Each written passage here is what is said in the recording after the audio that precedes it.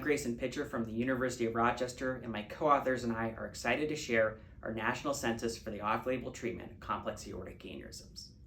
Using a national survey, we wanted to understand the prevalence, attitudes, and behaviors of vascular surgeons who perform off-label endovascular repair of complex aortic aneurysms.